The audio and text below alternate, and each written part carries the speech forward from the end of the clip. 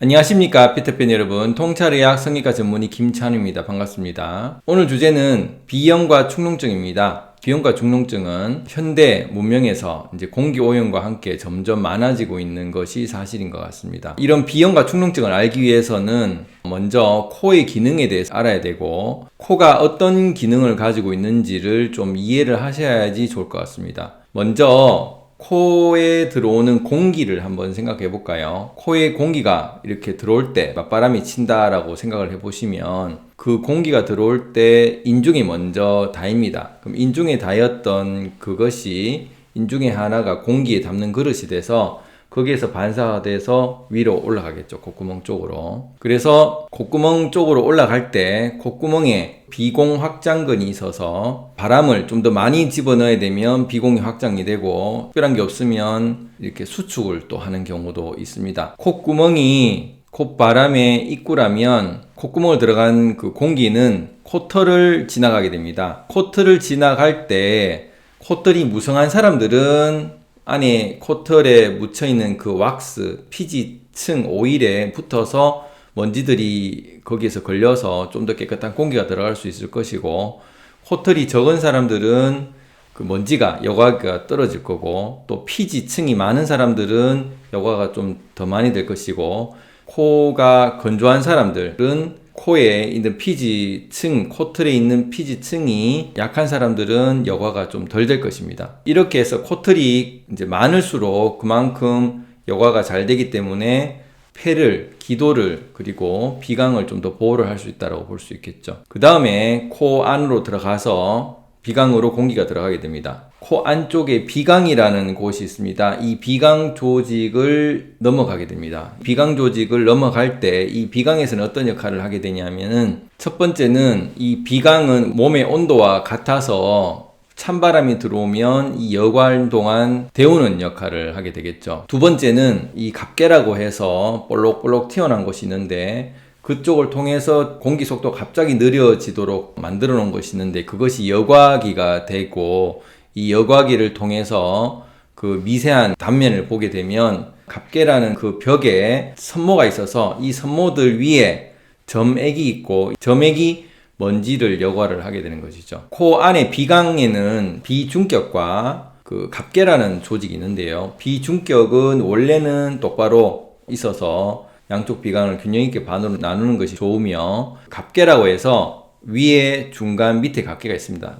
이거를 상비갑계, 중비갑계, 하비갑계를 하는데, 이 상비갑계, 중비갑계, 하비갑계 사이사이 길을 또 상비도, 중비도, 하비도라고 하죠. 그래서 비강이 작긴 하지만 그걸 또 잘라서 비중격으로 반으로 나눠서 하비갑계 밑을 하비도, 중비갑계 밑을 중비도, 상비갑계 밑을 상비도라고 하는 그 사이의 공기길을 각각 나눠서 세 갈래로 나눠 놨기 때문에 좀 더 그 공기를 디테일하게 여과를 할 수가 있고, 공기를 각각 다른 역할로 조절할 수가 있게 됩니다. 그러면 상비각계에 있는 상비도는 어떤 역할을 하냐면은 냄새를 맡는 역할을 합니다. 아주 작은 공기 흐름만 있고, 우리가 보통 이렇게 들어가지 위로는 잘 들어가질 않으니까 작은 공기의 흐름이 상비각계 위아래를 가서 상비각계 위에 있는 후구라고 하죠. 올팩토리 벌브라고 하는 후구가, 후각신경이 나와서 후구를 형성을 하는데,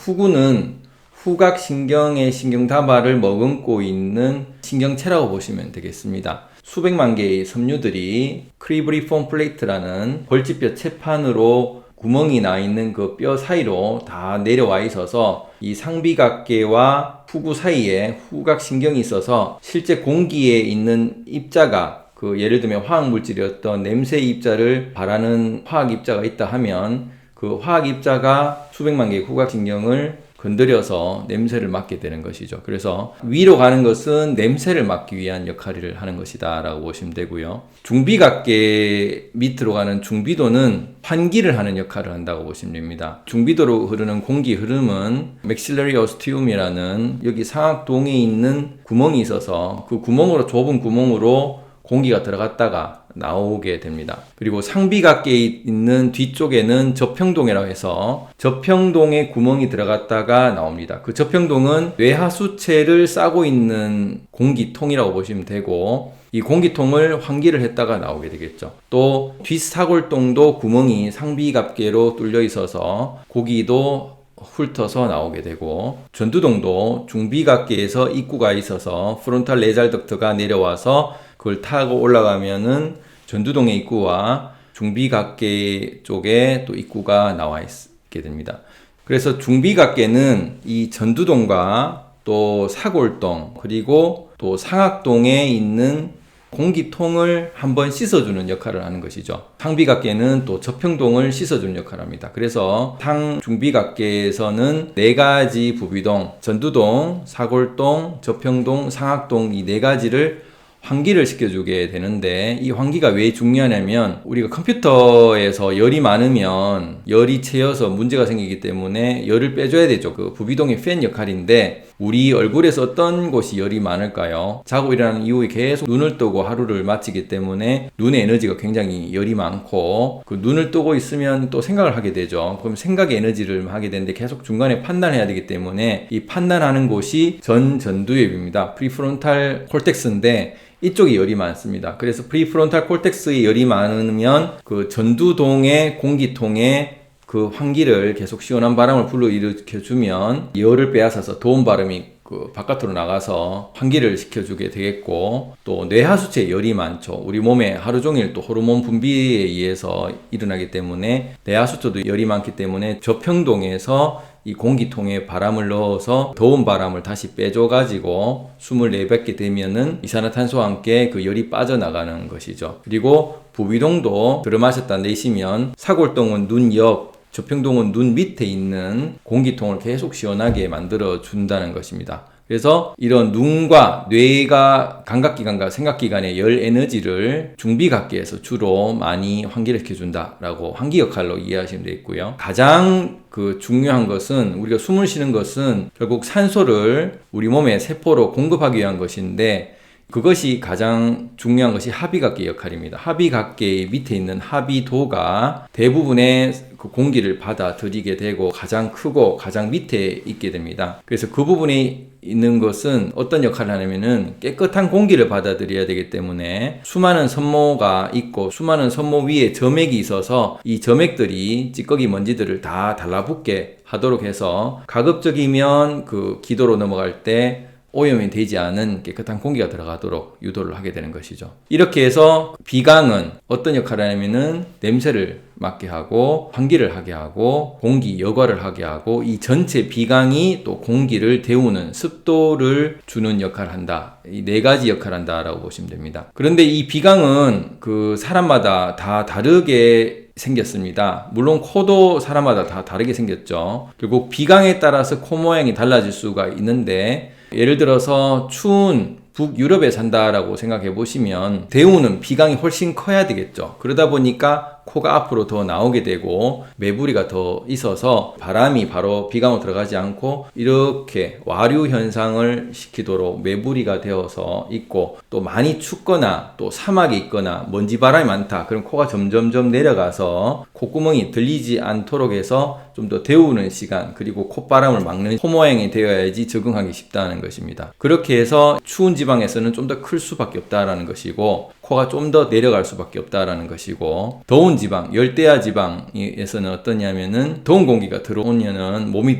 너무 뜨거워지기 때문에 빨리 또 내뱉을 수 있도록 결국 환기가 빨리빨리 돼야 되고 비강이 데우는 역할이 적어도 되니까, 그만큼 열대 지방에서는 숲이 많고 그러다 보니까 공기가 훨씬 깨끗하다 보니까 바로 들어갔다가 바로 나와도 되는, 그러다 보니 콧구멍이 좀 열릴 수밖에 없게 되겠고, 비강의 역할이 작다 보니 콧대도 낮고 콧구멍도 들린 약간 들창코나 오히려 콧구멍의 역할이 더 커지기 때문에 콧볼이 좀 더 발달이 되는, 그래서 아프리카라든지 적도 근처에 사시는 그런 분들은 그런 코를 구조를 가질 수밖에 없다라는 것입니다. 그래서 아시아군이 그나마 한대와 열대 사이의 중간형이 아닌가 이런 생각을 할 수가 있고요. 그리고 인중의 역할이 공기를 담는 그릇이라고 했는데, 인중이 많이 깊을수록 길수록 공기를 머금었다가 위로 올라가게 되는데, 만약 입을 우 하고 내뱉는 신용을 하게 되면 공기에서 위로 꺾이는 각도가 더 많겠죠. 그리고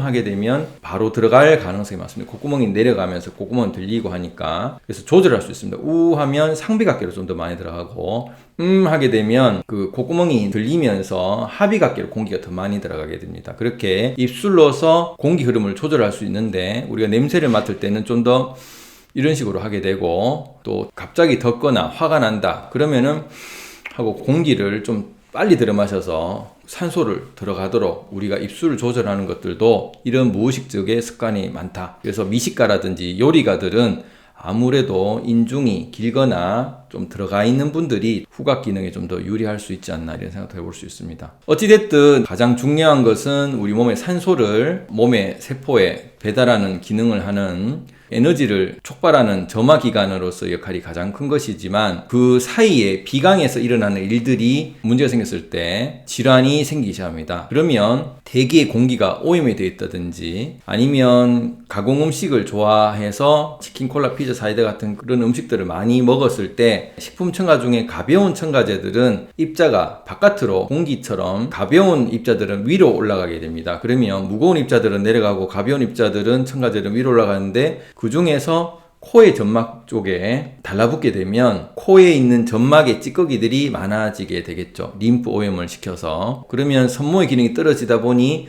그 먼지를 잡으려고 하기 때문에 점액을 좀 더 많이 내뿜게 됩니다. 물론 공기 오염에 대해서도 점액을 많이 내뿜게 되고, 섬모의 기능이 떨어져서도 점액을 많이 내뿜게 되죠. 그래서 그 점액이 많아지는 게 바깥으로 나온 것이 맑은 콧물이고, 그것을 우리를 비염이라고 합니다. 그래서 결국은 비점막이, 섬모가 약해져서 부어진 것이고, 그것은 점막의 안에 있는 림프 오염과 바깥에 있는 대기 오염의 오염 물질의 인연으로 인해서 비염이 생기는 것이다. 그래서 맑은 콧물이 나오는 것이다 라고 이해하시면 됩니다. 그런데 이 맑은 콧물이 나오는 것은 결국 몸에 있는 가벼운 식품 첨가제, 림프 오염이 되었다든지, 바깥에 대기에 나노플라스틱, 그리고 분진 또는 황사, 이런 여러 가지 오염 물질이 생긴 것은 생각하지 않고 바로 항히스타민제라든지 콧물을 말리는 약을 쓰게 되버리면 결국 원인은 치료하지 않고 콧물만 말리는 것밖에 되지 않기 때문에, 오히려 몸에서는 방어 기전으로 점액을 많이 내어서 먼지를 막으려고, 또 비강을 씻으려고 맑은 콧물을 냈는데, 콧물을 말리면 어떻게 될까요?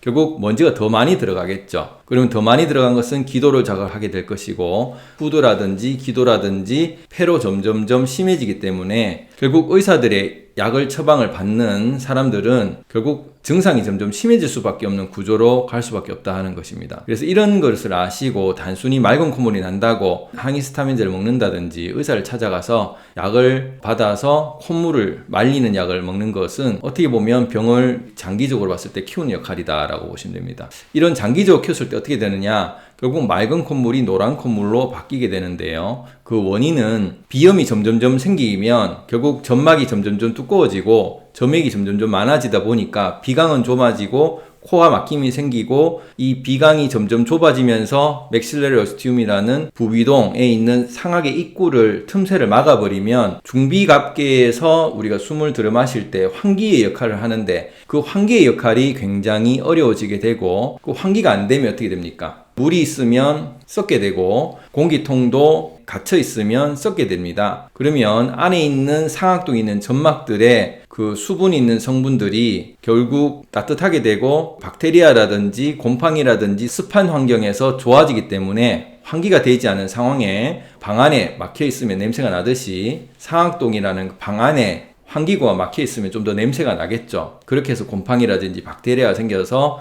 상악동에 감염을 일으켜서 결국은 그 감염이 노란 고름을 만들고, 이 농이 바깥으로 배출이 된 것이 노란 콧물이 되는 것이고, 그래서 노란 콧물은 축농증, 축농이란 건 농을 쌓아놓은 증상이다. 그래서 상악동에 농을 쌓아놓은 증상이라고 이해를 하시면 될 것이고, 그게 처음에는 상악동이지만 나중에 사골동 염으로 가게 되고, 심하면 전두동, 더 심하면 저평동으로 가게 되겠죠. 그러면 어떻습니까? 환기의 역할은 결국 눈과 뇌를 열을 식혀주는 역할인데, 이 환기의 역할을 못 해주다 보니까 축농증 있는 사람들은 점점 눈의 열이 더 많아져서 눈을 자주 비비게 되고, 나중에 사골동염까지 올라가서 전두동염까지 올라간다. 그러면은 뇌에 있는 전두엽을 쓰는데 자꾸 열이 많아지기 때문에 빨리 피로해지겠죠. 그러면은 집중이 잘 안 되고 피곤해지고 이런 증상이 축농증인 사람들이 생길 수밖에 없다. 그래서 공부라든지 일이라든지 집중도가 떨어지는 것이 결국 나의 코 기능을 가볍게 생각한 처참한 결과가 될 수 있다라는 사실을 이해를 하셔야 됩니다. 오늘 어떠셨습니까? 이 비염은 맑은 콧물을 나타내고 축농증은 노란 콧물을 나타낸다는 쉬운 감별도 이해를 하셨을 거고, 이 비염이 결국 내가 먹었던 음식, 내가 살았던 주위 환경의 공기의 질과 관계된다는 사실도 아셨을 거고, 이런 것을 둔한 약을 먹는다든지 비염을 방치했을 때는 결국 맑은 콧물이 노란 콧물로 바뀌고, 그것뿐만이 아니라 축농증이 나의 볼 밑에 그리고 코 위에 미간 사이에 그리고 뇌 하수체에 저평동까지 고름이 생기게 되면 걷잡을 수 없이 몸이 망가지게 된다는 것입니다. 특히 뇌 하수체에 공기통에 환기를 안 하면 호르몬 체계에 이상이 생기기 때문에 정말로 예상치 못하는 희한한 시나리오까지 생길 수가 있는 것이죠. 또한 이런 부비동이 점점점 고름에 의해서 뼈가 삭고 녹아지면서 부비동이 기능을 못하다 보니까 부비동이 작아질 수밖에 없고, 먼 훗날 10년, 20년 계속 방치를 하게 되면 결국 치아까지 딸려 올라가서 부정교합을 만들고 얼굴 비대칭을 만들고 눈과 눈 사이에 균형이 안 맞아서 눈이 꺼지는 현상까지 생길 수 있음을 알고, 내가 살아가는 주위의 공기 환경, 내가 먹는 음식을 깨끗하게 하느냐, 그런 것을 무시하고 내가 먹고 싶은 것들만 먹고 바쁜 도시에서 타이어에서 나는 분진이라든지 내가 버린 쓰레기에서 나오는 나노플라스틱을 자꾸 점점점 마시게 된다면 결국 내 몸에 그리고 내 주위의 가족에게 우리 전체 사는 인간에게 좋지 않다는 사실을 이해하셔가지고 이런 것을 예방을 하고 나의 자손까지 깨끗한 공기에 살도록 하려면 결국 내가 근검 전략에서 버리는 쓰레기부터 아껴서 가급적 음식 쓰레기라든지 나오는 쓰레기를 줄이고, 또한 깨끗한 공기 속에 살도록 산속에서나 숲속에서 산책하는 습관을 들여서 숲속에서 나의 폐를 계속 여과시키는 그런 행동을 하셔야지 나의 코 건강과 내 몸의 건강을 유지할 수 있는데, 이런 생각을 하지 않고 단순히 바쁜 생활에서 몰두하다 보면 그런 호흡기계가 망가져 있을 수 있음을 아시고 좀 더 깨끗한 공기와 깨끗한 음식에서 호흡기 건강을 찾으시기 바랍니다. 감사합니다.